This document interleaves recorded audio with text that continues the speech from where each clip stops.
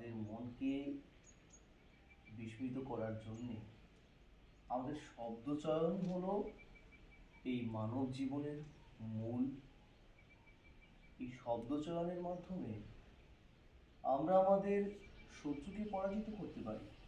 আমরা আমাদের মনকে বিভিন্ন জায়গায় ছুটোছুটি করা থেকে আমরা তাকে আটকাতে পারি। মনকে শান্ত করতে আমাদের একমাত্র এই শব্দচয়নই আমাদের পাথেয় হওয়া উচিত।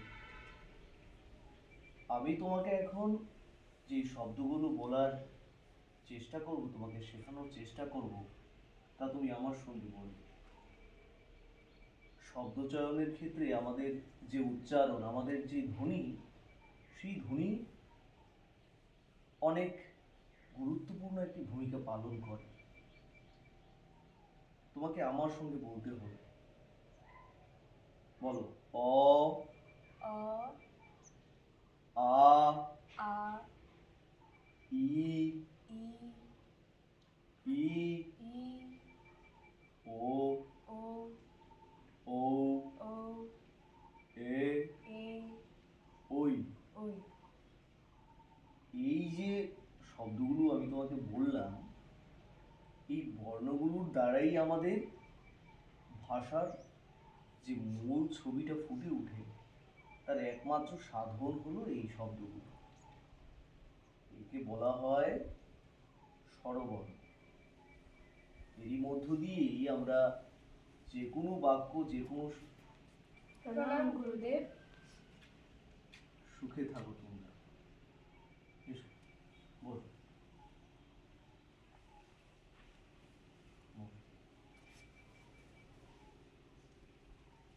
বলো, আজ এই ঋষির আশ্রমে কি মনে করে, কেনই বা তোমাদের এখানে আসা হলো? গুরুদেব, নাট্যশাস্ত্রের সৃষ্টি কিভাবে হলো? এর এর উৎপত্তি বা কোথা থেকে হলো? নাট্যশাস্ত্র? হ্যাঁ, নাট্যশাস্ত্র। দেখো, এই নাট্যশাস্ত্র নিয়ে অনেকের মনেই অনেক প্রশ্ন জেগেছে। আমি তোমাদেরকে এই নাট্যশাস্ত্রের ইতিহাস সম্পর্কে বলছি। আমরা মানব জাতি, এই মানব জাতি যখন ত্রেতা যুগে লোভ এবং কামের বশীভূত হয়েছিল, মানব জাতি লোভ কামের বশীভূত হয়ে সমাজে যখন অনেক অনেক দুষ্কর্ম করতে লাগলো, তখন সমস্ত দেবতাগণ এই মানব জাতির জন্য খুবই চিন্তিত হয়ে পড়ল। আর তখনই দেবরাজ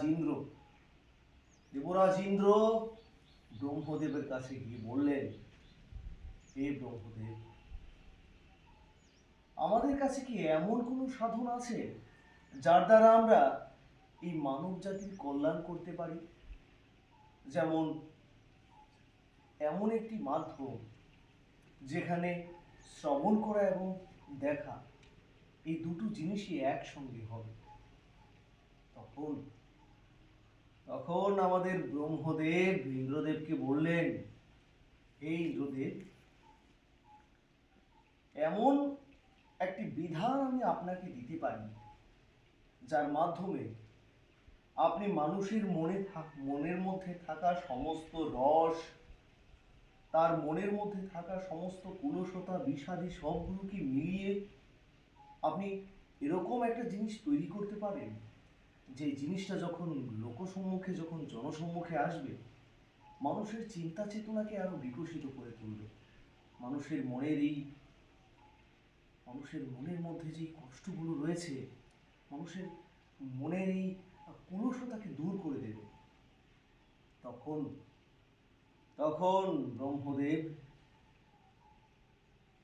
4 বেদ থেকে নিয়ে, 4 বেদের কিছু কিছু অংশ নিয়ে তৈরি করলেন নাট্যশাস্ত্র। সাধু সাধু। কিন্তু গুরুদেব, বেদ তো জ্ঞানের ভাণ্ডার, যেখানে জগতের সমস্ত রহস্য লুকিয়ে আছে, সেখানে নতুন বেদের কি প্রয়োজন? প্রয়োজন আছে আছে আছে প্রয়োজন আছে।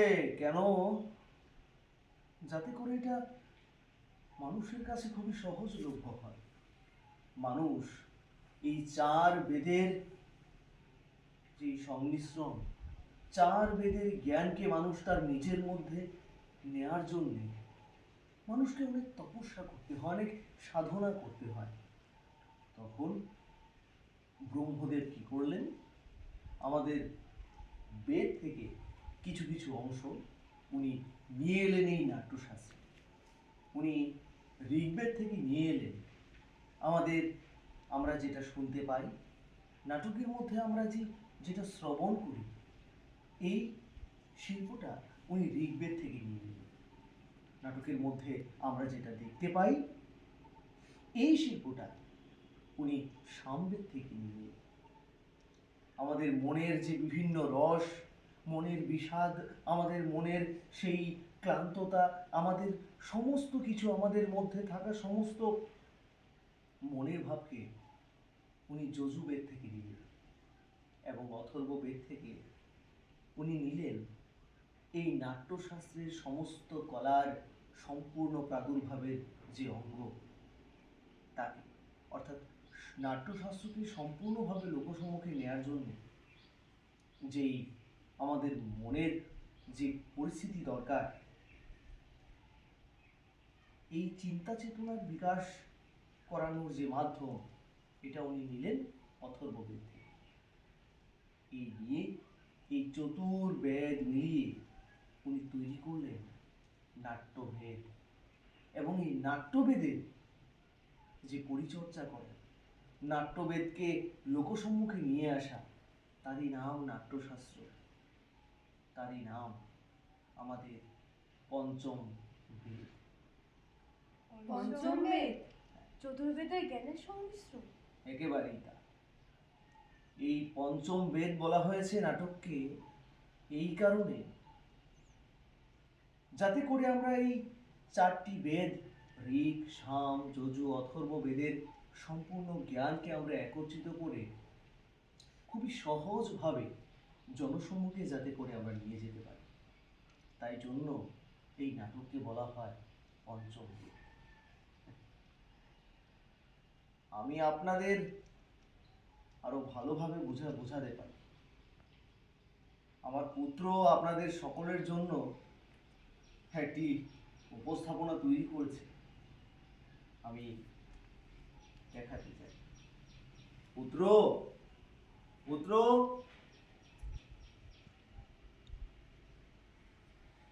তুমি নাট্যশাস্ত্রের যে পরিচর্যা করছো, আমি চাইব তুমি তোমার সেই শিল্পকলা, তোমার দ্বারা সৃষ্ট সেই শিল্পী, সেই শিল্পের একটি ছোট অংশ আমাদের সামনে প্রদর্শিত করো।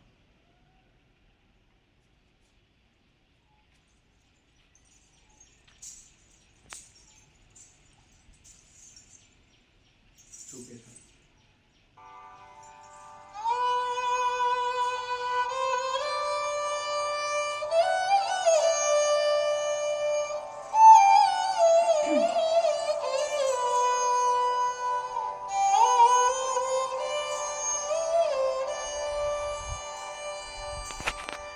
কৃষ্ণ কলি আমি তারে বলি, কৃষ্ণ কলি আমি তারে বলি, কালো তারে বলে গায়ের লোক, মেঘলা দিনে দেখেছিলে মাঠে, কালো মেঘ, কালো হরিণ চোখ, ঘোমটা মাথায় ছিল না তার মোটে, মুক্ত বেনি পিঠের পর লোটে, ঘোমটা মাথায় ছিল না তার মোটে, মুক্ত বেনি পিঠের পর লোটে, কালো তা সে যতই কালো হোক, দেখেছি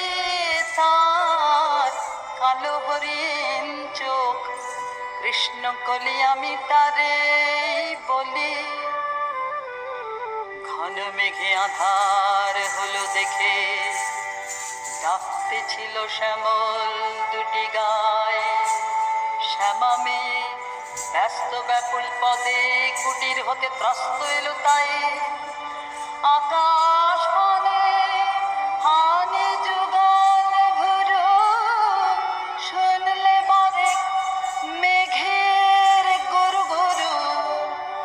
আকাশ পানে হানি যুগল ভুরু, শুনলে বারে মেঘের গুরু গুরু। কালো তা সে যতই কালো হোক, দেখেছি তার কালো হরিণ চোখ। কৃষ্ণ কলি আমি তারে বলি। পূবে বাতাস এলো হঠাৎ ধেয়ে ধানের খেতে খেলিয়ে গেল ঢেউ। খালের ধারে দাঁড়িয়েছিলাম একা, মাঠের মাঝে আর ছিল না কেউ। আমার পানে দেখলে কি নাচে আমি জানি, আর জানে সেই মেয়ে। কালো তা সে যতই কালো হোক, দেখেছি তার কালো হরিণ চোখ। কৃষ্ণ কলি আমি তারে বলি। এমনি করে কালো কাজল মেঘ জ্যৈষ্ঠ মাসে আসে ঈশান কোণে। এমনি করে কালো কোমল ছায়া আষাঢ় মাসে নামে তমাল বনে। এমনি করে শ্রাবণ রজনীতে হঠাৎ খুশি মনে আসে। উত্তম, অতি উত্তম। তথাস্তু। তোমার এই শিল্পকলা সারা বিশ্ব মাঝে ছড়িয়ে পড়ুক। তাহলে তোমরা দেখলে তো আমাদের এই পঞ্চম বেদ অর্থাৎ এই নাট্যশাস্ত্র কিভাবে মানুষের এই বিষাদপূর্ণ মনকেও ক্ষণিক সময়ের মধ্যেই আনন্দে ভরিয়ে তুলতে পারে। তাই জন্য এই চতুর্বেদের সংমিশ্রণ এই নাট্য চর্চা করার যে পথ আমি তোমাদের দিয়েছি, তাকে এই জগৎ এবং তোমরা পঞ্চম বেদ বলে জানবে। নাট্যশাস্ত্র আমাদের পঞ্চম বেদ। সুখে